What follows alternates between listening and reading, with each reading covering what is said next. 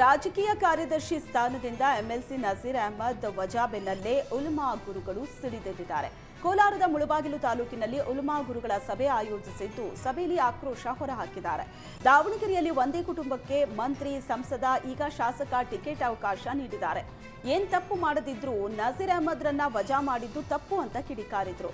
ಕಾಂಗ್ರೆಸ್ ಶಿಸ್ತು ಕ್ರಮದಿಂದ ಹಿಂದೆ ಸರಿಯದೆ ಹೋದಲ್ಲಿ ಮುಸ್ಲಿಂ ಸಮಾಜದ ಜನರು ಪರ್ಯಾಯ ಆಯ್ಕೆ ಮಾಡ್ಕೋತಾರೆ. ನಮಗೆ ಕಮ್ಯುನಿಟಿ ಮೊದಲು, ಕಾಂಗ್ರೆಸ್ ನೆಕ್ಸ್ಟ್ ಅಂತ ಉಲಮಾ ಗುರುಗಳು ಆಕ್ರೋಶ ವ್ಯಕ್ತಪಡಿಸಿದ್ರು. ಮುಂದೆ ಕಾಂಗ್ರೆಸ್ ಬಿಜೆಪಿ ಸರ್ಕಾರ ಬರೋದಿಲ್ಲ, ಪಕ್ಷೇತರ ಅಭ್ಯರ್ಥಿ ಬೆಂಬಲದಿಂದ ಸರ್ಕಾರ ಬರುತ್ತೆ ಅಂತ ಗುಡುಗಿದ್ರು. 85,000 ಮತವಿರೋ ದಾವಣಗೆರೆಯಲ್ಲಿ ನಮ್ಮನ್ನ ಕಾಂಗ್ರೆಸ್ ಕಡೆಗಣಿಸಿದೆ. ಹೈಕಮಾಂಡ್ ಅನುಮತಿ ಪಡೆಯದೆ ಸಚಿವ ಮಲ್ಲಿಕಾರ್ಜುನ್ ಪುತ್ರ ನಾಮಪತ್ರ ಸಲ್ಲಿಸಿದ್ದಾರೆ. ಯಾರೋ ಮಾಡಿದ ತಪ್ಪಿಗೆ ನಜೀರ್ ಅಹಮದ್ರನ್ನ ಅಮಾನತು ಮಾಡಿದ್ದಾರೆ. ಹೈಕಮಾಂಡ್ಗೆ ಧೈರ್ಯ ಇದ್ರೆ ಸಚಿವ ಮಲ್ಲಿಕಾರ್ಜುನ್ ಮೇಲೆ ಕ್ರಮ ತಗೊಳ್ಳಿ, ನಜೀರ್ ಅಹಮದ್ಗೆ ಮತ್ತೆ ಸ್ಥಾನಮಾನ ನೀಡಿ ಅಂತ ಕಾಂಗ್ರೆಸ್ ವಿರುದ್ಧ ಮುಸ್ಲಿಂ ಸಮಾಜದ ಉಲಮಾ ಗುರುಗಳು ವಾರ್ನಿಂಗ್ ಕೊಟ್ಟಿದ್ದಾರೆ.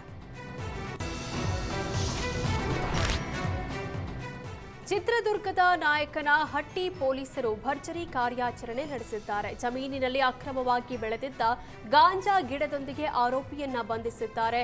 ಜಮೀನಿನಲ್ಲೇ ಪಾಲಯ್ಯ ಎಂಬಾತ ಗಾಂಜಾ ಬೆಳೆದಿದ್ದ. ಸುಮಾರು 18 ಲಕ್ಷ ಮೌಲ್ಯದ 790 ಗಾಂಜಾ ಗಿಡವನ್ನ ಬೆಳೆದಿದ್ದ. ಇದೀಗ ಪೊಲೀಸರು 187 ಕೆಜಿ ತೂಕದ ಗಾಂಜಾವನ್ನ ವಶಕ್ಕೆ ಪಡೆದಿದ್ದಾರೆ.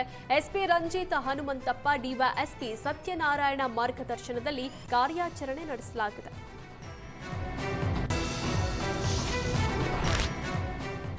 ಮಂತ್ರಾಲಯದ ಅಂಗಳದಲ್ಲಿ ರಂಗೋಲಿಯಲ್ಲಿ ಗುರುರಾಯರ ಚಿತ್ರ ಮೂಡಿದೆ. ರಂಗೋಲಿ ಚಿತ್ರ ಕಲಾವಿದ ಪುನೀತ್ ಕೈಯಲ್ಲಿ ಅತಿ ದೊಡ್ಡ ರಂಗೋಲಿ ಚಿತ್ರ ಅರಳಿದೆ.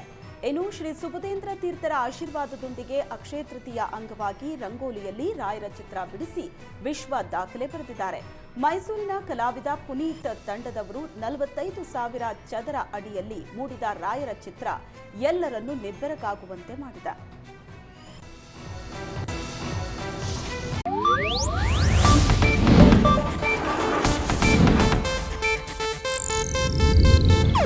ಇದು ಏಷ್ಯಾನೆಟ್ ನ್ಯೂಸ್ ನೆಟ್ವರ್ಕ್ ಪ್ರಸ್ತುತಿ.